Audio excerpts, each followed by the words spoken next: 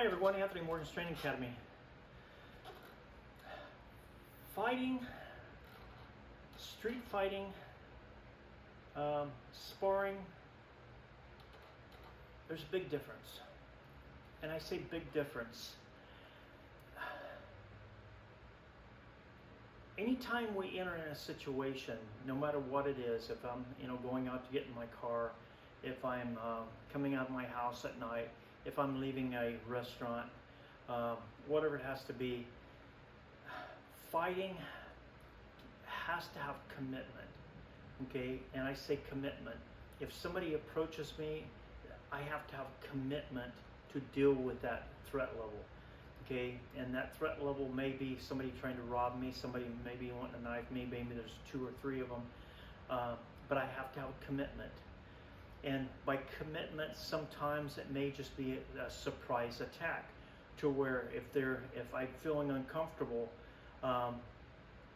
maybe an eye jab, okay, maybe a hit to the groin area, maybe an ear slap.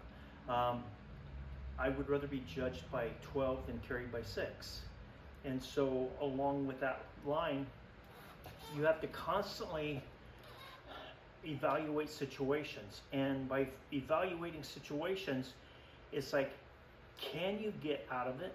Okay, can you run away? And it bothers me when I hear individuals tell me, I don't need that martial arts garbage, I'm just going to shoot you. It's like, are you carrying a gun with you 24 hours a day? No, they're not. Okay, and I don't. They say, well, I'm a knife fighter. I'll just pull my knife and cut you.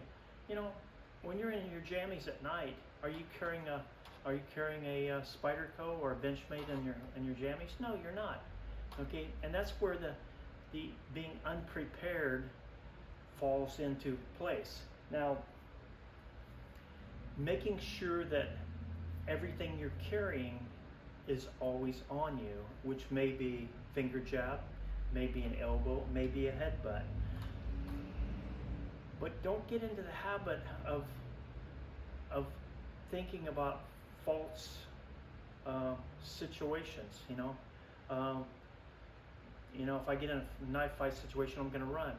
Well, what if the guy is a long distance runner? Are you going to get away from him? No, you're not. Okay, so don't always fall on those excuses. Well, I carry a gun, so I don't need to learn how to fight. Yes, you do. Okay, I'm not going to deal with a knife fight because I'm going to run. You may not be able to, so get past that. Now, the other thing to constantly consider is, how am I approaching these situations? Am I training enough to be able to deal with that? Okay, it's like if somebody comes up to my car and starts to get me out, do I understand the principle, how to brace myself in the car, and so that he can't pull me out of the car? If you can't, then start researching it and thinking, okay, how can I stay in my car so no one can pull me out? Now, some guys will say, okay, well, I'm a grappler, so I'm going to take you to the ground. Well, surprise, okay? If I let you take me to the ground, are you taking me to the ground, or am I allowing you to take me to the ground? And that's where you have to be cautious to really look at the situations and say, okay, you think you're tough. You go, well, I can take a hit. Good. Okay, how many hits do you take on a regular basis? Okay, and the other thing is, comes down to, if I do a technique on you and I go like this, you go, well, I could have kicked you. You could have kicked me. Okay, and they don't take into consideration that I'm ripping half your face off. Okay, I might be going for an eye jab and you can't see me to place, the kick in or the hit in. So it's easy for me to say, well, I would have, I would have taken care of this, and it's like I was telling one of my guys today, back in the early years, a guy came into our studio and asked me, he says, so you think you can kick an apple off my head? And my immediate response was, no. And he says, I didn't figure, I didn't think you could. I said, but I can kick your head out from underneath the apple. And so it's always a different look on how we approach things. It's like, is the apple the object, or is the head the object? So, but don't get carried away with, saying, well, I'm really fast with the nunchakos. Well, you might be fast with the nunchakos, but can you use them in a real fight? Okay, you say, well, I'm really good with a knife. Okay, do you practice with training knives and see how fast your partner can take them from you? You say, well, I know I'm really good at bullwhip. Okay, do you practice bullwhip with somebody trying to take it away from you? And you say, okay, well, in a knife fight, I'm going to run. Do you practice running?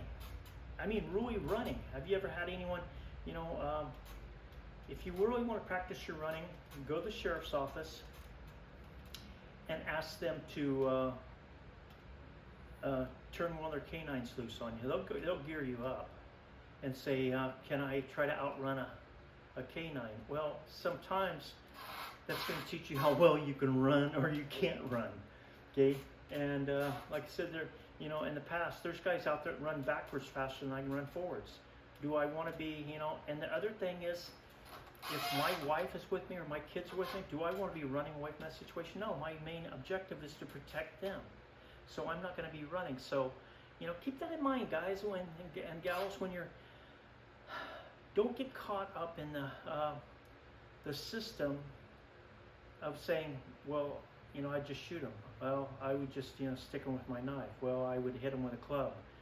And if you're not used to having that all the time on you, when you go, well, hey, right there, I would have did an arm bar. Well, you're not out there on the mat working with that guy to understand how to put that arm bar on. I mean, it's easy for us as armchair critics to stand back and go, well, I put the arm bar on there.